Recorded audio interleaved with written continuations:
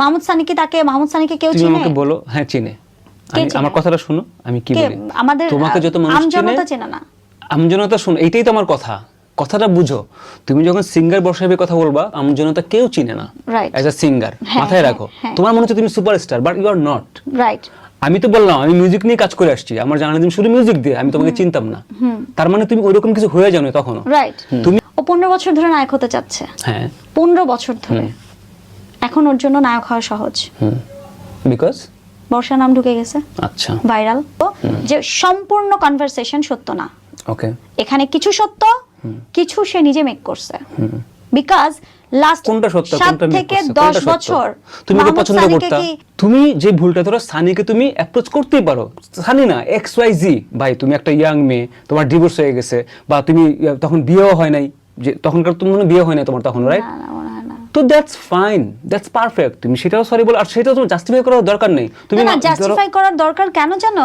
কারণ এখানে ভিউ বাণিজ্য হচ্ছে। ভিউ বাণিজ্য তুমিও করতেছো, ভিউ বাণিজ্য তুমি তুমি ক্ষণে ক্ষণে লাইভে চলে যাচ্ছ, ভিউ বাণিজ্য তুমিও করতেছো তোমাকে দিয়ে, তাই না ভাই? তুমি তো ক্ষণে ক্ষণে লাইভে চলে যাচ্ছ, ছোট ছোট ভিডিও দিচ্ছ। আমার কথা হচ্ছে শোনো, ভিউ বাণিজ্য তুমি ভুলে যাও। সবাই তো তাই বলছে যে সেটা যে মেকিং। আমি বলি কথা কিছু তো আমি বলেছি, আমি অস্বীকার করিনি কিন্তু তোমাকে।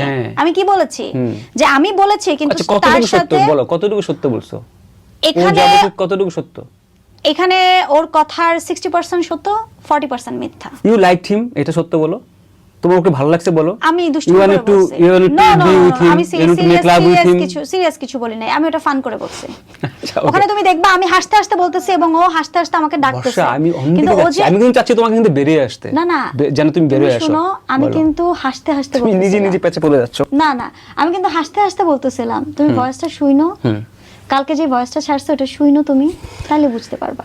শোন, আমার শোনার দরকার নাই, আমি ওইদিকে যাচ্ছি না, কথাটা বুঝো আমি কি বলতেছি। তুমি কথা শুনতেছো না, তাহলে তুমি অ্যানসার দিতে সুবিধা হতো। ডেফিনেটলি আমি ওকে লাইক করি অ্যাজ এ ভাই, সবকিছু ওকে। তুমি ভাই এসব আর বইলো না, ভাই করে যে 4টা বিয়ে করছো, 5টা বিয়ে করছো বলতেছ না, 10টা বিয়ে করছো। 5টা কোথা থেকে পাইলা?